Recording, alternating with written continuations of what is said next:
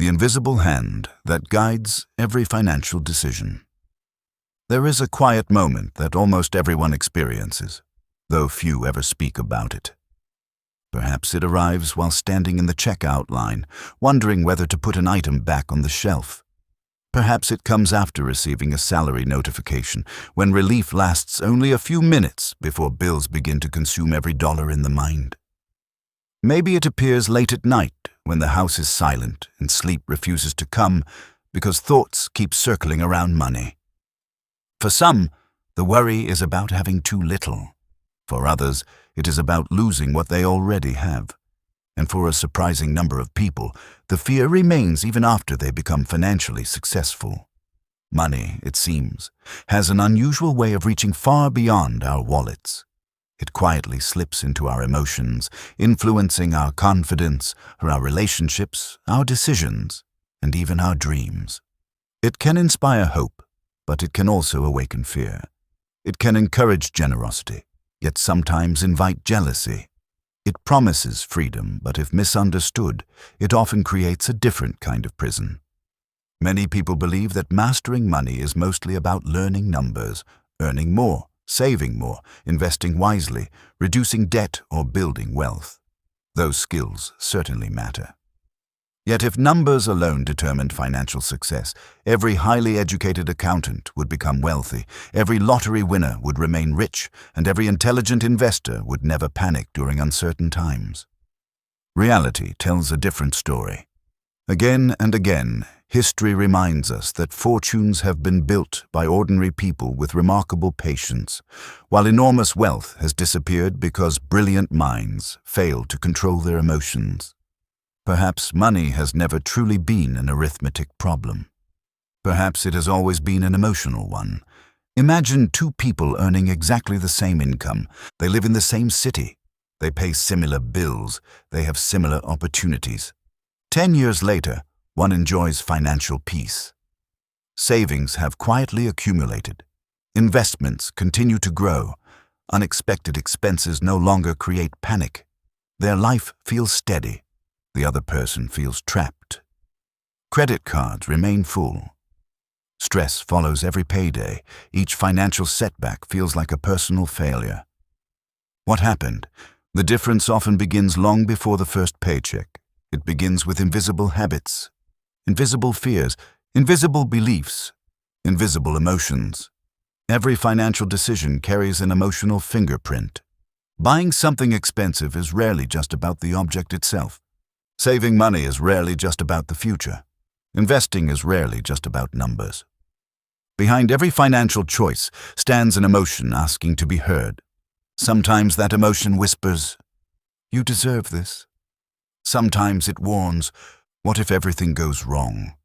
Sometimes it quietly insists, "Everyone else seems to be getting ahead." And sometimes, without realizing it, we spend years trying to comfort emotions that money was never designed to heal. A person who feels lonely may shop for temporary happiness. Someone carrying childhood insecurity may constantly chase a larger salary, believing one more promotion will finally bring peace. Another may refuse every opportunity to invest because losing even a small amount feels unbearable. The money changes, the emotions remain. That is why financial freedom is often misunderstood. Many people imagine it as reaching a certain bank balance, yet countless individuals who possess great wealth still feel anxious every day. Meanwhile, there are people with surprisingly modest incomes who sleep peacefully each night, confident that their lives are built upon steady decisions rather than constant emotional reactions. Perhaps true financial freedom begins much earlier than wealth itself. Perhaps it begins the moment we understand the emotions quietly steering our decisions. There is a gentle truth hidden beneath every financial journey. Money magnifies who we already are. If fear leads us, more money often creates larger fears. If impatience controls us, greater opportunity often leads to greater mistakes. If gratitude guides us, even modest resources begin to feel abundant. The destination changes only after the traveler changes. Perhaps you have experienced something similar. Maybe there was a time when an unexpected expense filled you with panic far greater than the situation deserved. Maybe you have regretted an impulsive purchase that promised happiness but delivered only temporary excitement. Maybe you have watched someone become wealthy and quietly wondered why life seemed easier for them than for you. Or perhaps you have discovered moments when choosing patience over impulse brought a quiet satisfaction that no purchase could ever replace. There is no shame in these experiences. They simply reveal something profoundly human. Every person carries an emotional relationship with money, whether they recognize it or not. This relationship is rarely taught in schools. Parents often pass their own financial emotions to their children without intending to. Society celebrates visible wealth while rarely discussing emotional peace. Advertisements constantly encourage immediate gratification, while wisdom patiently reminds us that many of life's greatest rewards grow slowly. Between those opposing voices, each of us learns to navigate money in our own imperfect way. This audiobook is not about becoming rich overnight. It is not about discovering secret investments or miraculous financial shortcuts. Instead, it is an invitation to understand something even more valuable: the person making every financial decision. Over the next several lessons, we will walk beside ordinary people facing ordinary situations that quietly shape extraordinary lives. We will meet individuals who struggled with fear, pride, comparison, impatience, regret, generosity, confidence, and hope. Their stories are fictional, yet their emotions are real. Perhaps somewhere within them you may recognize a part of your own journey. Because mastering financial emotions is not merely about building wealth, it is about building peace. It is about making decisions that allow tomorrow to feel lighter than yesterday. It is about discovering that the greatest investment we ever make may not be into stocks, businesses, or property, but into the quiet discipline of understanding ourselves. And every meaningful journey begins with a single step. Ours begins now. Lesson 1. The cost of chasing immediate happiness. On a quiet Friday evening, as office workers streamed toward the train station, 28-year-old Ryan walked through the brightly lit shopping district with a smile that had become almost automatic.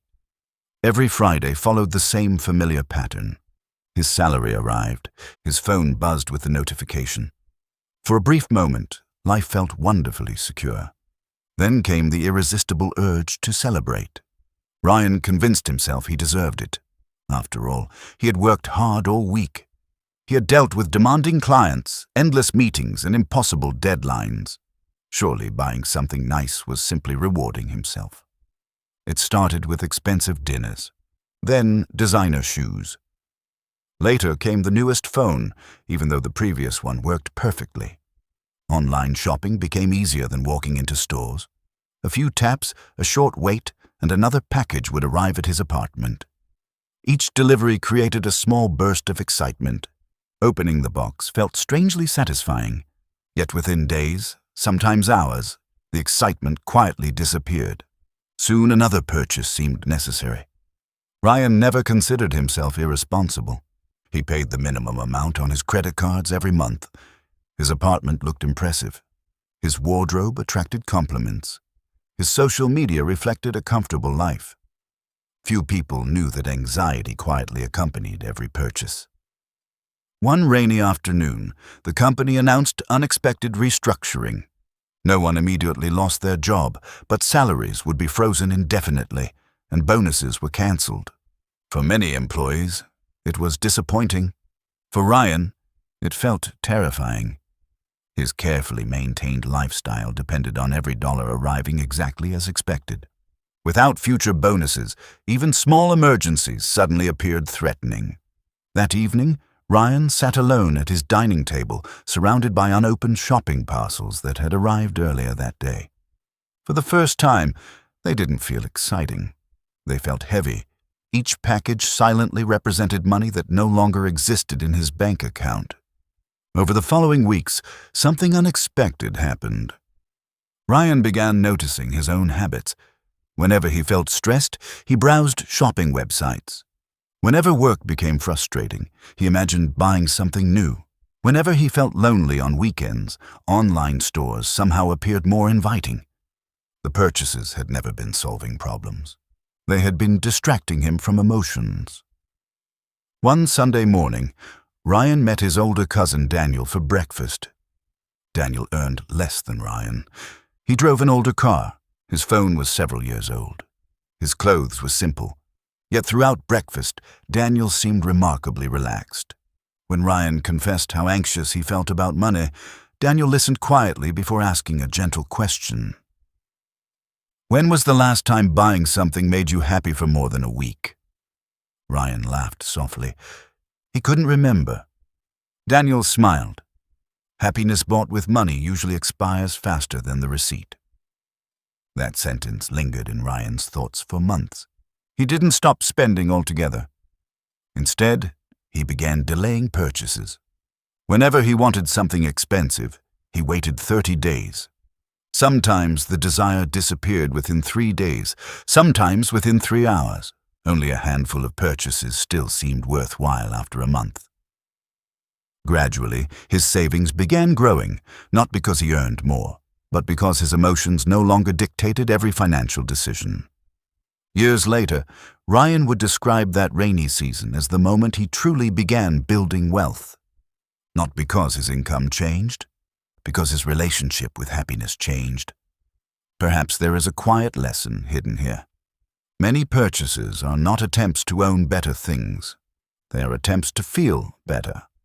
The difficulty is that emotional discomfort rarely disappears simply because we acquire another possession. Our brains are wonderfully designed to adapt. The excitement of something new quickly becomes ordinary. Psychologists sometimes describe this as the tendency to return to a familiar emotional baseline after positive experiences. What once felt extraordinary slowly becomes normal, encouraging us to seek another source of excitement. Without awareness, this creates an endless cycle. Earn, spend, feel excited, adapt, spend again. The cycle itself becomes emotionally addictive.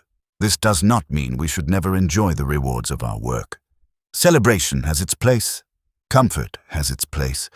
Beauty has its place. The wisdom lies in asking one quiet question before making a purchase.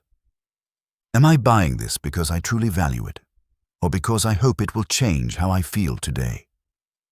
That single moment of reflection often reveals far more than the price tag ever could. History offers many examples of people who accumulated enormous fortunes only to continue chasing satisfaction through increasingly expensive lifestyles. Their wealth grew, yet their peace remained elusive because the emotional pattern never changed. On the other hand, countless ordinary families have quietly built lasting financial security simply by separating temporary emotions from permanent decisions. Perhaps wealth is not built through dramatic moments. Perhaps it grows every time patience quietly replaces impulse. As Ryan discovered, the greatest purchase he ever made was not something he brought home. It was a habit of waiting, and sometimes waiting becomes the first investment that truly pays lifelong dividends. Lesson 2. The fear that keeps money standing still. There is another emotion that quietly shapes financial lives. Unlike impulse, it does not rush people toward reckless decisions. Instead, it persuades them to remain exactly where they are. Its voice is calm. It sounds reasonable. It even disguises itself as wisdom. It whispers, "Wait until you're absolutely certain. What if you lose everything? Perhaps next year will be safer." And before long, years quietly pass while opportunities continue moving forward without us. Fear has protected humanity for thousands of years. It warned our ancestors about danger, encouraged caution, and helped people survive uncertain times.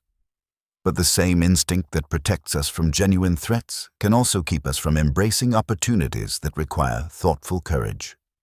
Money is one of the places where this emotional conflict becomes most visible. There is a difference between being careful and being fearful. Carefulness studies the risks before acting. Fear studies the risks until action never arrives. Emma understood this difference only after many years. She had always considered herself responsible. She saved diligently, avoided unnecessary debt, and carefully tracked every expense. Friends admired her discipline, and her parents often praised her sensible nature. By the age of 35, Emma had accumulated a respectable amount of savings. The money sat comfortably in her bank account, untouched except for emergencies. She often read articles about investing but never took the next step. Every article raised new questions. What if the market crashed? What if she chose the wrong investment? What if someone else knew more than she did? Each unanswered question became another reason to postpone the decision. "I'll start next year," she often told herself.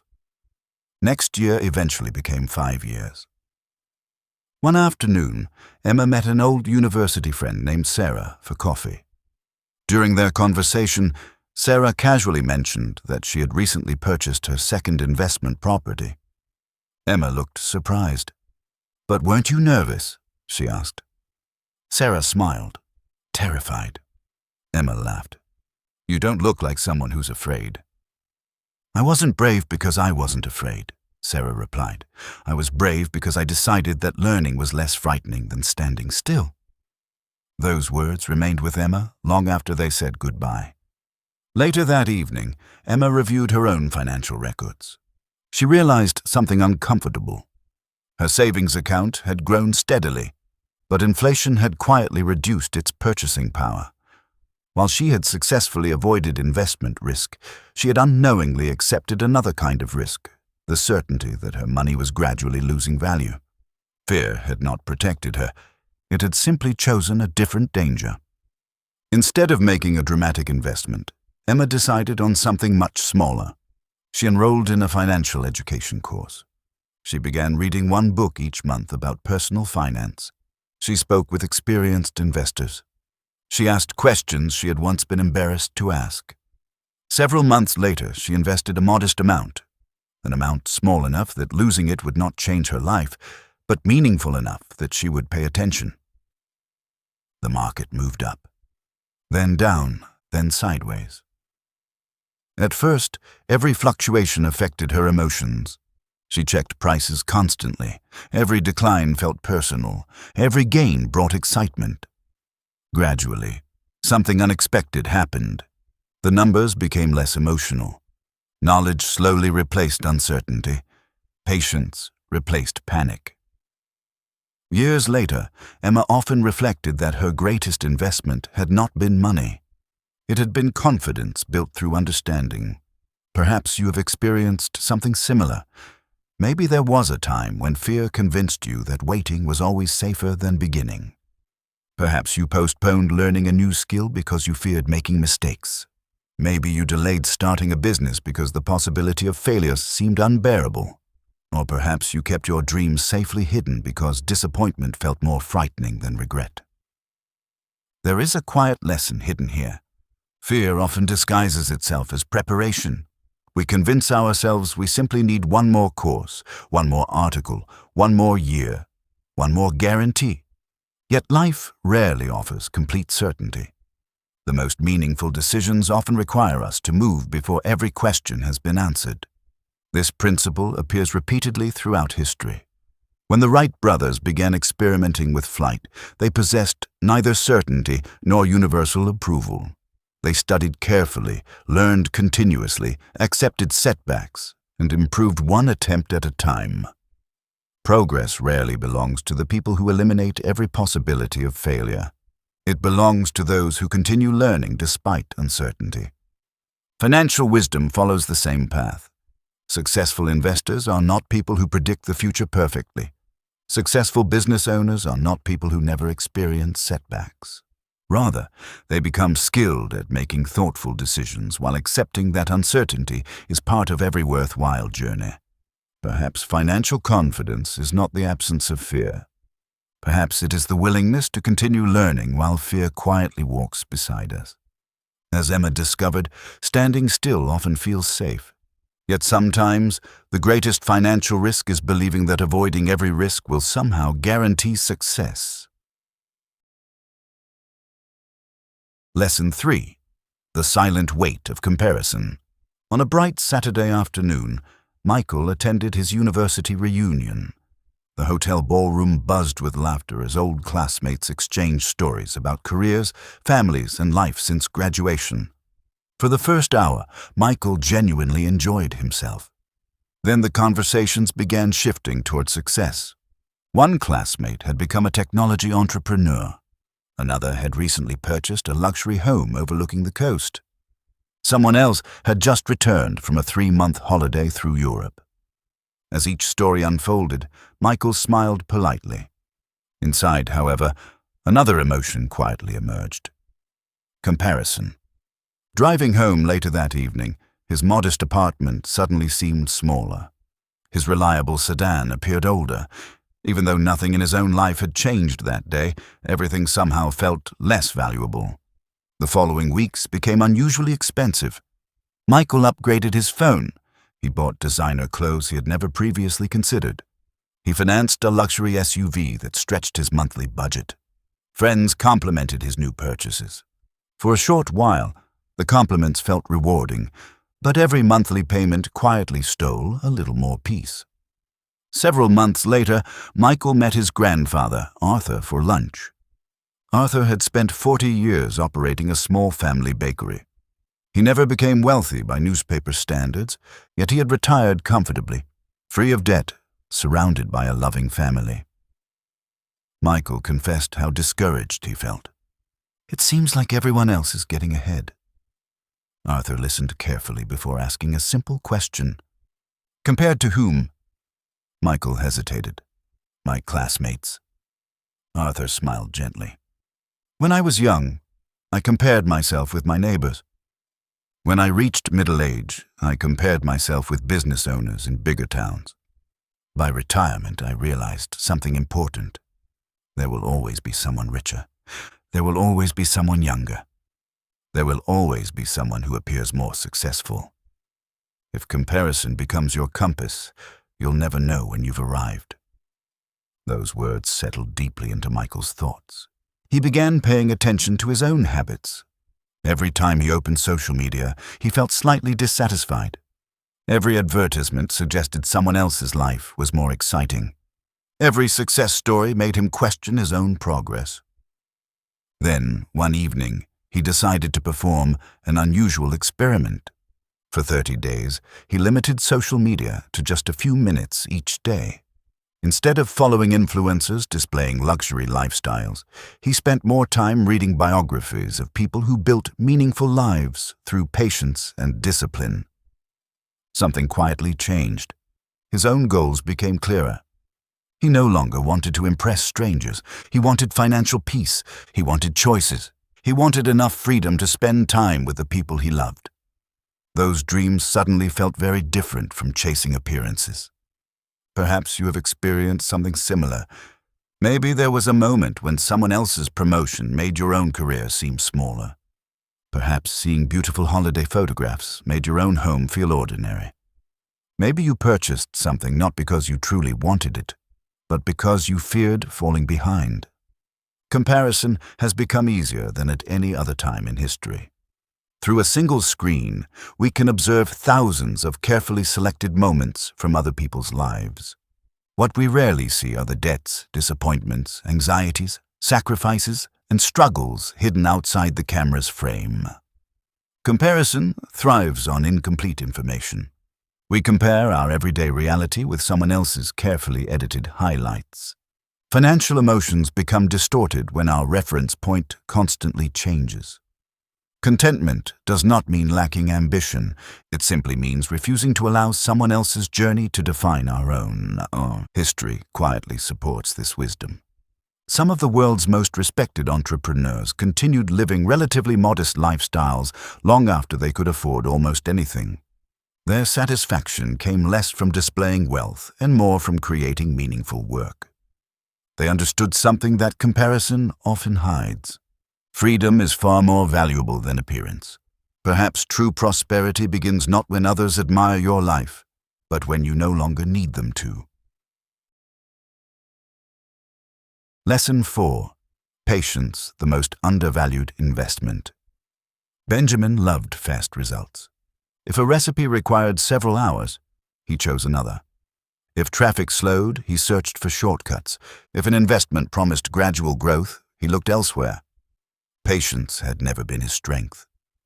When he first entered the world of investing, Benjamin searched constantly for opportunities that promised extraordinary returns. Every week seemed to reveal another exciting trend. One month it was technology. The next month it was cryptocurrency. Soon after came speculative companies, leveraged investments, and predictions of overnight wealth. Benjamin chased each opportunity with enthusiasm. He bought after reading optimistic headlines. He sold whenever prices declined. Months became years. Despite countless transactions, his financial position barely improved. Meanwhile, his older colleague Linda rarely discussed investing. She quietly contributed a fixed amount each month into diversified long-term investments. She almost never checked daily market prices.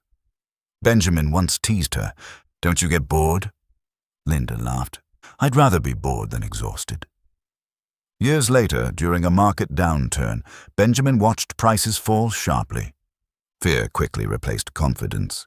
He sold most of his investments to prevent further losses. Linda continued investing exactly as she always had. Months later, markets recovered. Benjamin had locked in his losses. Linda benefited from purchasing quality investments at lower prices. Curious, Benjamin finally asked her secret. "There isn't one," she replied. "I stopped trying to outsmart time. I decided to let time become my partner instead." Those words seemed almost too simple. Yet Benjamin gradually realized how often impatience had cost him, not because markets were unfair, because emotions had repeatedly interrupted good decisions. Perhaps there is another quiet lesson waiting here.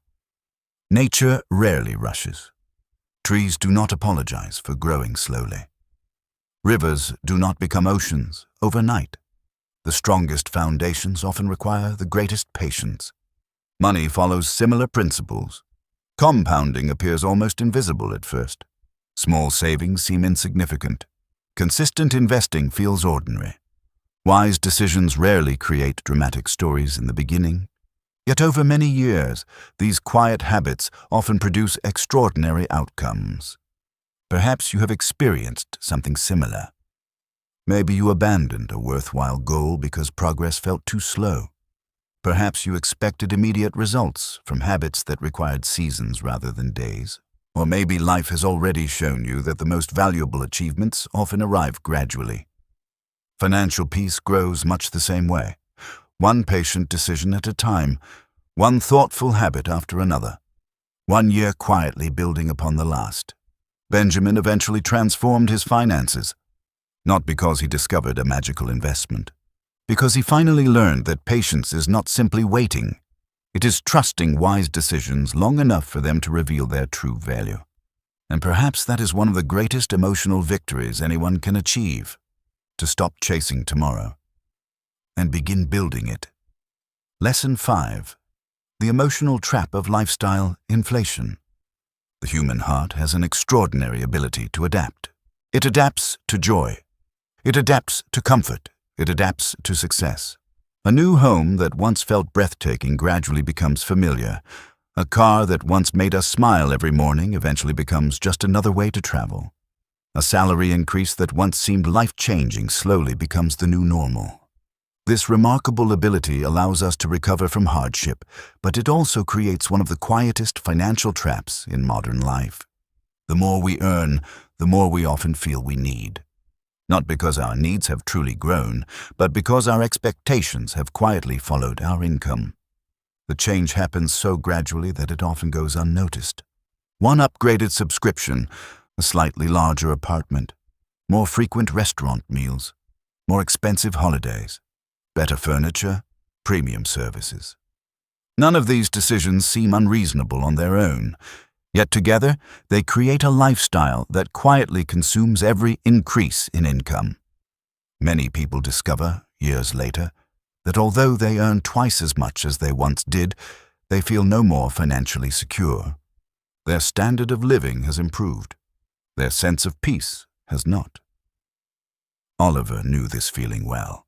When he accepted a promotion to senior project manager, he felt as though life had finally rewarded years of dedication. His salary increased significantly. Friends congratulated him. His parents expressed pride. He promised himself that this promotion would change everything. For the first few months, it seemed exactly as he had imagined. He replaced his reliable car with a luxury model. He moved into a larger apartment with a beautiful city view. He upgraded nearly every piece of furniture. His wardrobe became more expensive. Weekend dinners shifted from occasional celebrations to regular habits. Each decision felt justified. "I've earned this," he would tell himself. His income was higher than ever before. Yet after a year, something puzzled him.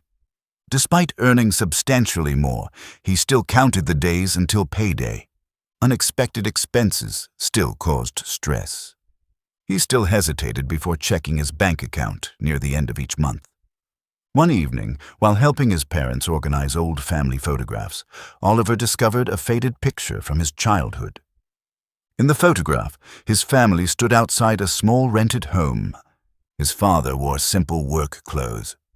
His mother smiled while holding a homemade birthday cake. The house was modest. The decorations were handmade. Everyone looked genuinely happy. Oliver found himself staring at the photograph longer than expected. His father noticed. "We didn't have much back then," he said with a smile. "But we had enough." That sentence echoed through Oliver's thoughts during the drive home. Enough. When had that word quietly disappeared from his vocabulary? Somewhere along the journey, every financial milestone had simply become another starting point for wanting more. His promotion had not created contentment. It had expanded his expectations. Over the following months, Oliver made several small changes. Instead of automatically increasing his lifestyle whenever his income grew, he decided that every future salary increase would be divided into 3 parts. One part would improve his quality of life. One part would strengthen his savings. One part would be invested for the future. The system felt surprisingly satisfying. He still enjoyed the rewards of his hard work. But for the first time, each promotion also strengthened his long-term financial security. Several years later, another promotion arrived. This time, instead of asking, "What can I buy?" he asked, "What kind of future can this help me build?" The question changed everything. Perhaps you have experienced something similar. Maybe there was a time when achieving something you had long desired brought happiness, but only for a while. Perhaps your definition of enough quietly shifted without you even noticing. Or maybe you have found yourself working harder each year, not because life truly requires it, but because your lifestyle has quietly grown alongside your income. There is a gentle lesson hidden within Oliver's story. Financial progress is not measured only by what becomes larger. It is also measured by what remains under control. A growing income is a wonderful opportunity, but if every increase immediately becomes another obligation, then success can quietly become another form of pressure. History provides many examples of talented athletes, entertainers, and business leaders who earned fortunes that seemed unimaginable. Yet many later faced financial hardship. The problem was rarely income, it was expectation. As earnings expanded, spending expanded even faster. Their lives became increasingly difficult to maintain. Meanwhile, many people of far more modest means quietly accumulated lasting wealth because they refused to allow every raise to become another permanent expense. The difference was not intelligence, it was emotional discipline. Perhaps prosperity is not about constantly raising our standard of living. Perhaps it is about raising our standard of thinking. Because when gratitude grows alongside income, wealth begins to create freedom instead of pressure. Lesson 6. Learning to forgive financial mistakes. There are few experiences more painful than looking back and realizing that a single decision cost us years of savings. Almost everyone carries at least one financial regret. Some invested too late. Some invested too early. Some trusted the wrong business partner. Some borrowed more than they could comfortably repay. Some sold investments during moments of fear. Others never started at all. Money has a remarkable ability to attach itself to memory. A financial mistake made 20 years ago can still feel painfully fresh. Sophia understood this all too well. When she was 29, she invested nearly all of her savings into a business started by a close friend. The business idea sounded promising. Her friend appeared passionate and confident. Everything seemed carefully planned. Within 18 months, the business failed. Sophia lost nearly everything she had saved over 8 years.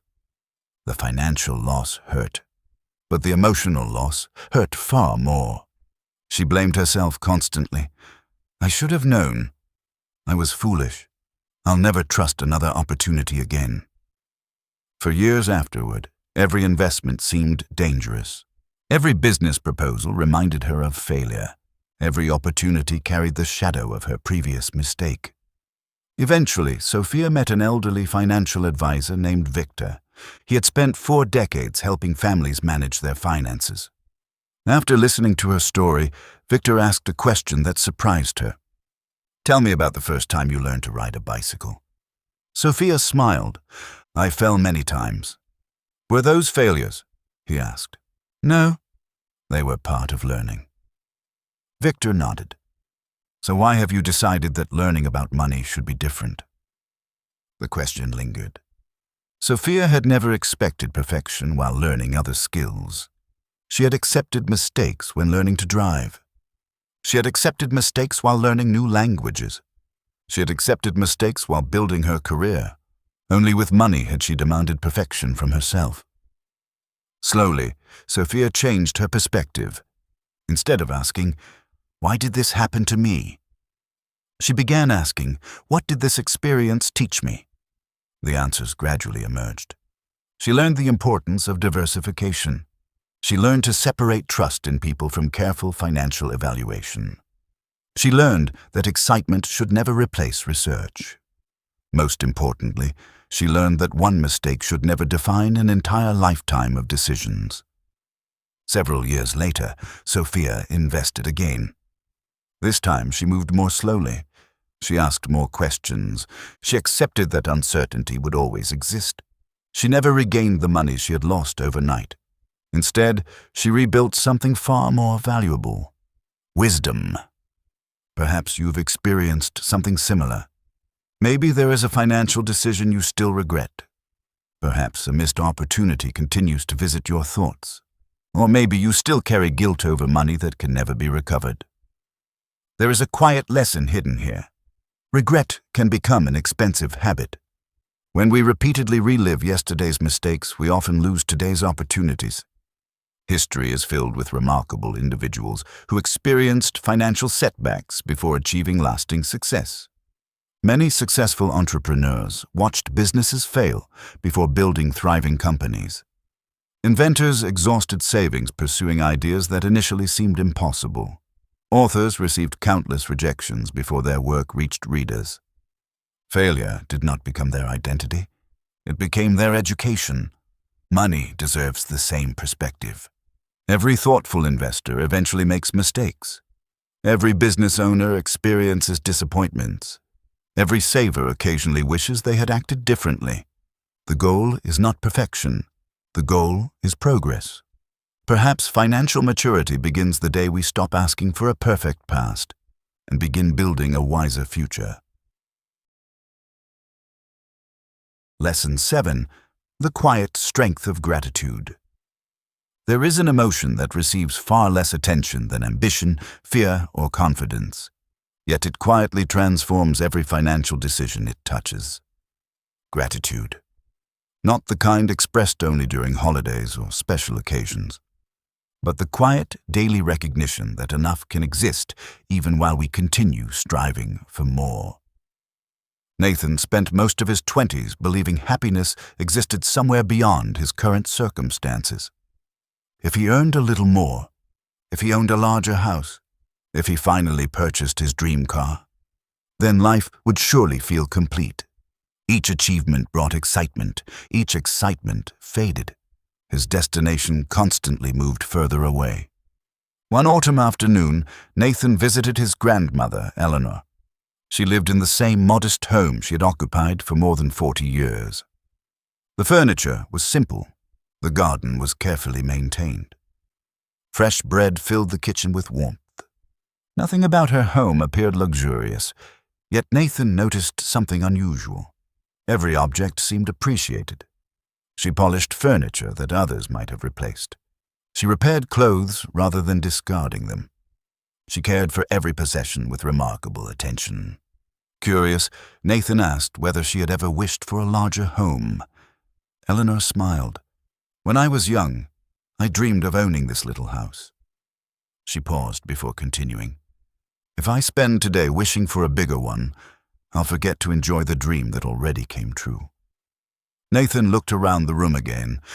Nothing had changed, yet everything looked different. He realized he had become so focused on his next goal that he rarely appreciated the goals he had already achieved. Over the following year, Nathan began practicing a quiet habit. Every evening before going to sleep, he wrote down 3 financial blessings from that day. Sometimes they were significant: receiving a bonus, paying off a loan, watching investments grow. Other days they were surprisingly ordinary: having electricity, sharing dinner with family, owning reliable transportation, being healthy enough to work. Gradually, something changed. His ambition remained. But it no longer came from dissatisfaction, it came from possibility. There is a profound emotional difference between striving because we feel empty and striving because we are grateful. One creates endless frustration, the other creates peaceful motivation. Perhaps you have experienced something similar. Maybe there was once something you desperately wished for that has now quietly become part of everyday life. Perhaps your current blessings once existed only as distant dreams.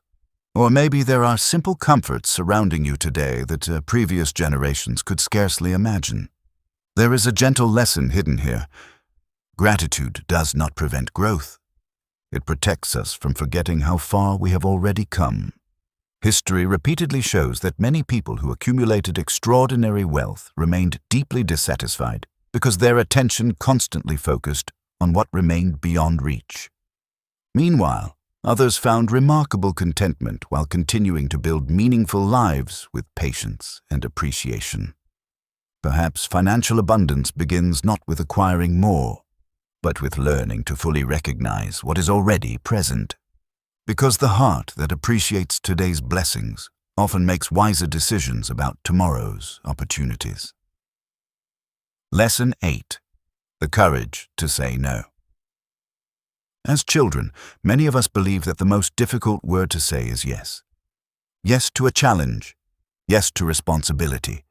Yes to stepping into the unknown. But adulthood quietly teaches a different lesson. One of the most powerful financial words is often no. It is a small word spoken in only a moment, yet it has the power to shape decades of financial peace. The difficulty is that saying no rarely feels comfortable. It can disappoint friends. It can make us feel as though we are missing out. Sometimes it even makes us question our own success. Yet every meaningful financial goal requires hundreds of quiet moments where we choose long-term peace over short-term approval. Daniel understood this lesson later than he wished. He was known among his friends as the generous one. Whenever someone suggested a weekend getaway, Daniel agreed. If colleagues organized expensive dinners, he joined without hesitation. Birthday celebrations became opportunities to purchase extravagant gifts. He rarely asked himself whether he could comfortably afford these expenses. Instead, another question guided his decisions. What will people think if I don't come? That question became surprisingly expensive. His credit card balance slowly increased. His savings remained almost unchanged. Yet everyone around him believed Daniel was thriving. One evening, his younger sister Emily invited him for dinner. Unlike many of their previous meetings, she seemed unusually quiet. Finally, she asked a simple question. "Are you actually happy?" Daniel smiled automatically. "Of course." Emily looked at him carefully. No? Are you peaceful? The question caught him off guard. Peaceful. He had not thought about peace for a long time. He had spent years trying to appear successful while quietly feeling overwhelmed. Over the following weeks, Daniel made a decision that felt surprisingly difficult. He began declining invitations that stretched his finances beyond what felt comfortable. The first few times were uncomfortable. He worried that friends would judge him. Instead, something unexpected happened. Most people simply accepted his answer. Some even admitted they had been feeling the same financial pressure, but had been too embarrassed to say no themselves. Daniel slowly discovered something important. People respected honesty far more than appearances. His friendships remained. His anxiety slowly faded. His savings began growing for the first time in years. Perhaps you have experienced something similar. Maybe there was a purchase you made simply because everyone else seemed to be doing the same. Perhaps you accepted financial commitments that created months of unnecessary stress. Or maybe you have struggled with the fear of disappointing others by choosing financial responsibility over social expectation. There is a quiet lesson hidden here. Every time we say yes to something unnecessary, we are also saying no to something unseen. Perhaps we are saying no to future investments, no to financial security, no to freedom, no to opportunities that have not yet arrived. The reverse is equally true. Every thoughtful no quietly protects future yeses. Yes to peace, yes to choice, yes to generosity, yes to the life we truly wish to build. History quietly supports this wisdom. Many remarkable entrepreneurs became known not only for the opportunities they accepted, but for the countless distractions they deliberately declined. Their success was shaped as much by what they refused as by what they pursued. Financial wisdom often follows the same principle. Life will always offer more opportunities to spend than to save, more invitations than available resources, more desires than genuine needs. The challenge is not deciding whether something is good. The challenge is deciding whether it is good for the life we are trying to create. Daniel eventually realized that every meaningful financial decision required courage. Not dramatic courage, quiet courage. The courage to disappoint expectations today in order to protect tomorrow. Sometimes the strongest financial decision leaves no visible evidence. It is simply a purchase that was never made. Lesson 9. When money enters relationships. Money rarely belongs to only one person. Sooner or later, it enters friendships, families, marriages, business partnerships, communities. And wherever money meets human emotion, misunderstandings often follow. Not because people are selfish, but because every individual carries different beliefs about what money means. To one person, saving represents security. To another, spending represents enjoying life. Neither belief is entirely right or wrong. Problems arise when those unspoken beliefs remain hidden. Lena and Marcus had been married for 6 years. They loved one another deeply, yet they argued about money more than any other subject. Marcus carefully tracked every expense. Lena preferred flexibility. Marcus believed in preparing for every possible emergency. Lena believed life should be enjoyed while opportunities existed. Neither intended to hurt the other. Yet every financial conversation ended with frustration. One evening, after another disagreement, they attended a financial planning workshop offered by their local community center. The facilitator began with an unusual exercise. Instead of discussing numbers, each couple was asked to describe their earliest memory involving money. Marcus spoke first. His father had unexpectedly lost his job when Marcus was 10 years old. He remembered overhearing worried conversations late at night. He remembered electricity being disconnected for several days. Ever since then, saving had felt like emotional safety. Lena quietly shared her own story. Her parents had worked constantly. They rarely traveled. They postponed every celebration. By the time they retired, both struggled with poor health and were unable to enjoy many of the experiences they had sacrificed for. From childhood, Lena had learned that waiting too long could mean missing life altogether. Suddenly, their disagreements made sense. They had not been arguing about money.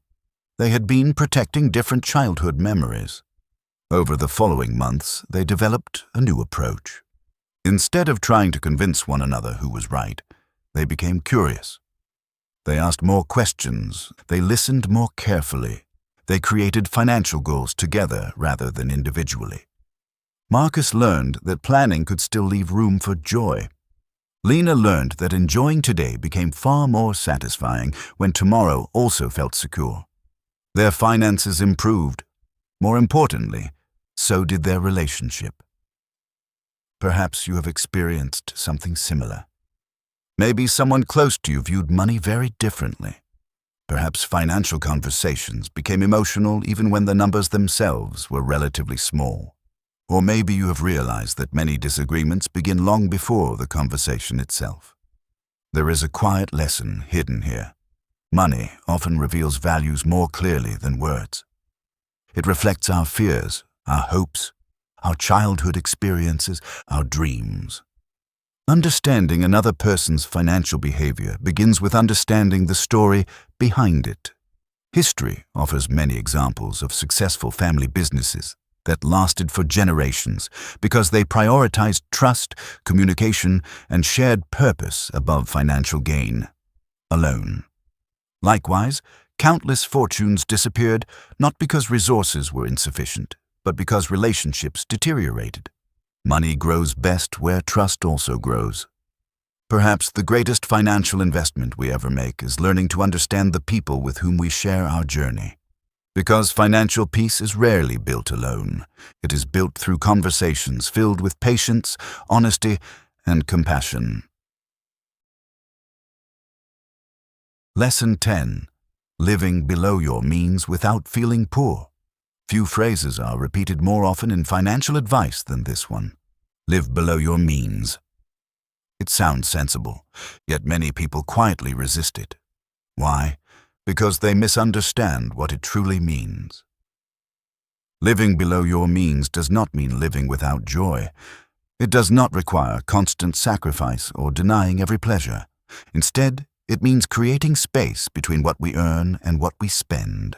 That space becomes possibility. It becomes freedom. It becomes resilience. Grace and her grandfather, Thomas, often walked through the local botanical gardens every Sunday morning. Thomas had retired comfortably after working as a school teacher for more than 40 years. He had never earned an extraordinary salary. Yet he had traveled, supported his family, and entered retirement without financial anxiety. Grace often wondered how. One morning she finally asked. Thomas smiled. "I never tried to look rich." He paused, watching a gardener carefully water young trees. "I tried to become free." He explained that throughout his career, every financial decision was guided by a simple question: will this purchase increase my freedom or reduce it? Some purchases truly improved life. Others quietly demanded years of additional work to maintain. That single question shaped everything. Grace decided to try the same approach. Whenever she considered a significant expense, she asked herself whether it would expand her future choices or limit them. To her surprise, the answer was often obvious. Some purchases added genuine value. Many simply added responsibility. Over time, her savings grew steadily, not because she deprived herself, because she became intentional. Perhaps you have experienced something similar. Maybe one of your happiest memories required very little money. Perhaps some of your most expensive purchases brought less satisfaction than expected. Or perhaps you have already discovered that freedom feels richer than appearances. There is a beautiful lesson hidden here. Money is not only something we spend, it is also something that quietly purchases time, choice, peace, flexibility. Living below our means simply allows us to buy more of those invisible treasures. Thomas often told Grace that wealth should never become a performance. It should become a source of quiet confidence. Confidence that difficult seasons can be faced with calm. Confidence that opportunities can be embraced without desperation. Confidence that life can be lived according to values rather than pressure. Years later, Grace would describe her grandfather's greatest inheritance. It was not the money he left behind. It was the peace with which he had earned, used, and shared it. That peace became her greatest financial aspiration. Lesson 11. The emotional freedom of giving. There is a quiet paradox about money that many people spend years trying to understand. The more tightly we hold on to it out of fear, the heavier it often feels. The more wisely we learn to use it, including sharing it with others, the lighter our relationship with it becomes. Generosity is sometimes misunderstood as something reserved for people with extraordinary wealth. It is easy to imagine that giving begins only after every personal financial goal has been achieved. Yet history quietly tells a different story. Some of the most generous people the world has known were never among its richest. Their willingness to give did not come from having an endless supply of money. It came from understanding that money was a tool, not an identity. Generosity did not weaken their financial lives. It strengthened their perspective. Amelia discovered this lesson during one of the most difficult seasons of her career. She owned a small neighborhood bookstore that had been in her family for nearly 20 years. The store had survived changing trends, economic downturns, and fierce competition from large retailers. But business had become increasingly difficult. Every month required careful budgeting. Every expense demanded thoughtful consideration. One rainy afternoon, a teenage boy entered the shop carrying a worn backpack. He spent nearly half an hour quietly browsing the shelves before finally placing a book on the counter. When Amelia scanned the price, the boy hesitated. "I'm sorry," he said softly. "I thought it would cost less." He counted the few coins in his hand before quietly returning the book to the shelf. As he turned toward the door, Amelia called his name. "You forgot your book." The boy looked confused. "But I can't afford it." Amelia smiled. "Consider it an investment." Years passed. Business slowly improved. Life moved forward. Then, nearly 15 years later, a well-dressed man walked into the bookstore carrying a bouquet of flowers. Amelia did not recognize him immediately. The man smiled. "You probably don't remember me. You once gave a nervous teenager a book he couldn't afford. I became the first person in my family to attend university. That book changed what I believed was possible." They spoke for nearly an hour. Before leaving, the man quietly purchased dozens of books for local children, asking Amelia to distribute them anonymously. After he left, Amelia stood silently behind the counter. She realized that generosity often travels farther than we ever witness. Its greatest returns rarely appear on financial statements. They appear in human lives. Perhaps you have experienced something similar. Maybe someone once helped you at a moment when they had no obligation to do so. Perhaps a small act of kindness altered the direction of your life far more than the person who offered it ever realized. Or maybe you have discovered that helping another person often brings a deeper satisfaction than buying something for yourself. There is a gentle lesson hidden here. Generosity changes our emotional relationship with money. Fear says, "If I give, I will have less." Wisdom quietly asks, "What kind of person do I become when I share?" This does not suggest reckless giving or ignoring personal financial responsibility. Healthy generosity grows from stability, not guilt. It begins with thoughtful choices, helping family without creating dependence, supporting meaningful causes within our ability, sharing knowledge, offering time, encouraging others. Money is only one form of generosity. Sometimes the greatest gift we offer is confidence, opportunity, or hope.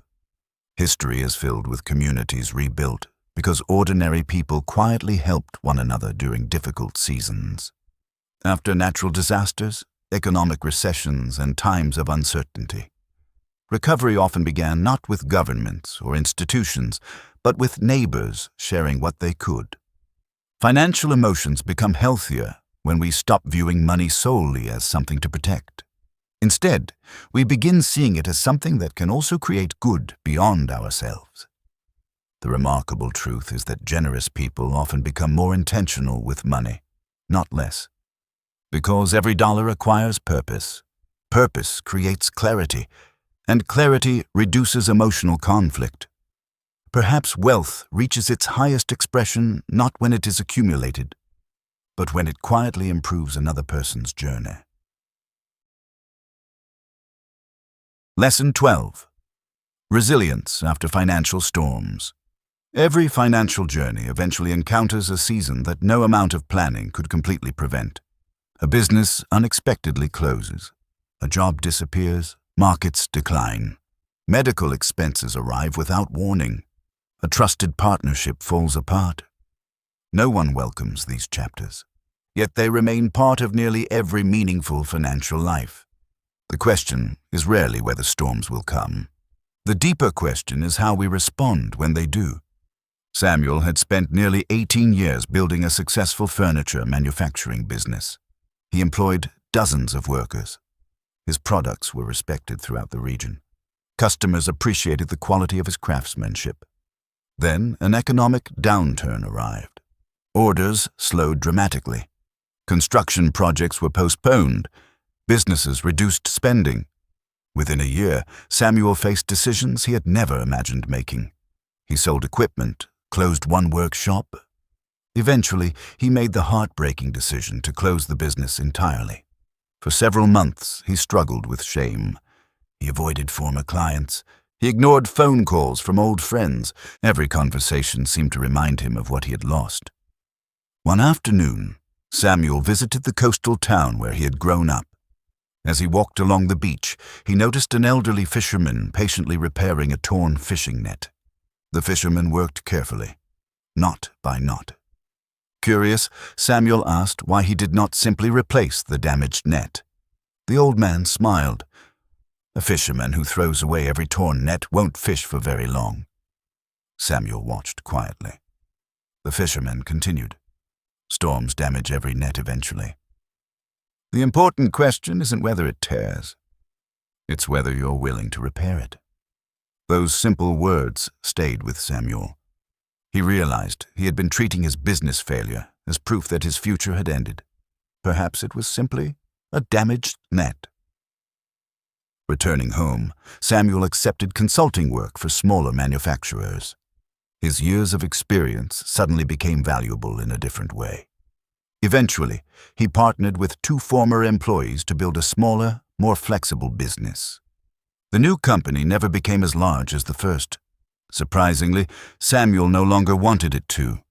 He valued balance more than constant expansion. He appreciated stability more than rapid growth.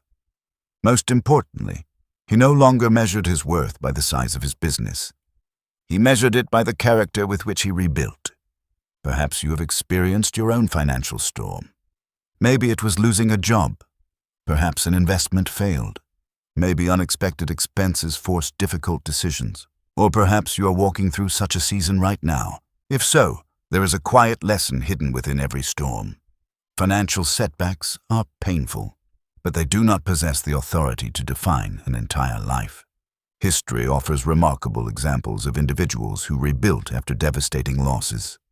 Many businesses recognized around the world today exist because their founders refused to allow one failure to become the final chapter. Their resilience was not fueled by certainty. It was fueled by hope. Hope is often misunderstood. It is not blind optimism. Hope simply believes that today's circumstances are not the complete story. Financial resilience grows in much the same way, each thoughtful decision, each small step forward. Each lesson learned. Gradually, a new future begins taking shape. Storms eventually pass. The people who emerge strongest are often those who quietly continued repairing their nets while others surrendered to despair.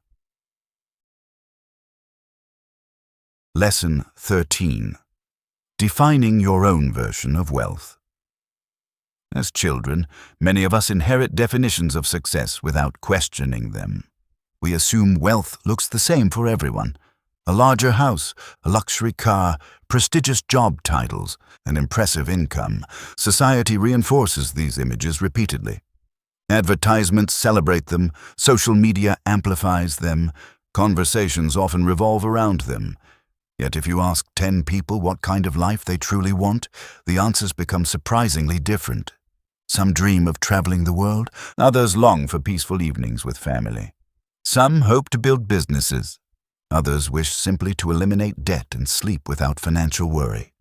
The destination changes. Only the word wealth remains the same. Noah spent most of his career chasing promotions. Every new role brought greater responsibility and higher income. His calendar became fuller. His weekends disappeared. His children gradually stopped asking whether he could attend school events because they already expected the answer. One evening, after missing yet another family dinner, Noah returned home to find his young daughter asleep on the sofa. Beside her lay a drawing. It showed their family standing together beneath a bright blue sky. Everyone smiled, except one figure, his own. He was drawn inside an office building. The picture remained on Noah's desk for years, not because it filled him with guilt, because it reminded him to ask a different question. What am I becoming wealthy for? Over the following years, Noah deliberately simplified his career. He declined promotions that demanded constant travel. He accepted slightly lower income in exchange for greater flexibility. Friends questioned his decision. Some believed he lacked ambition. Noah quietly smiled. His definition of wealth had changed. He now measured success differently. Time with family, good health, meaningful work, financial stability, freedom to choose how his days were spent. Interestingly, his overall happiness increased even though his income no longer grew as rapidly. Perhaps you have experienced something similar. Maybe your own priorities have quietly changed over time. Perhaps goals that once seemed essential no longer carry the same importance. Or maybe you are beginning to ask deeper questions about what kind of life truly feels rich. There is a profound lesson waiting here. Money should support our values. It should never replace them.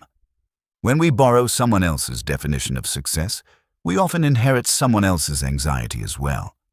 But when we define wealth according to our own deepest priorities, financial decisions become remarkably clear.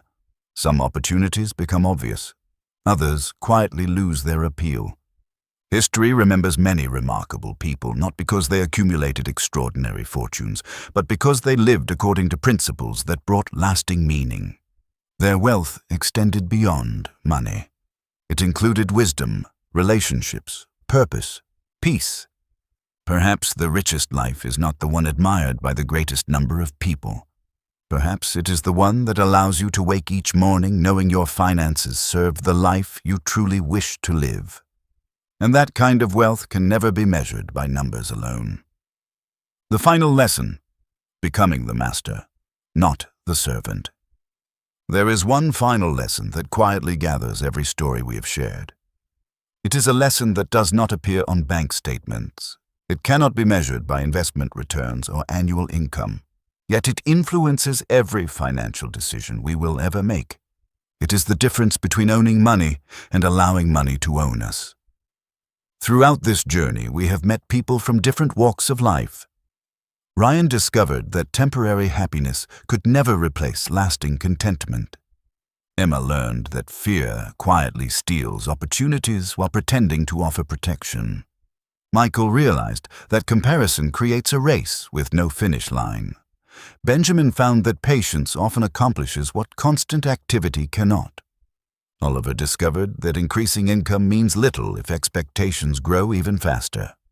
Sophia learned that financial mistakes become valuable only when they become teachers instead of lifelong burdens. Daniel found courage in saying no when social expectations threatened his future. Marcus and Lena discovered that understanding another person's financial story is often more important than winning an argument.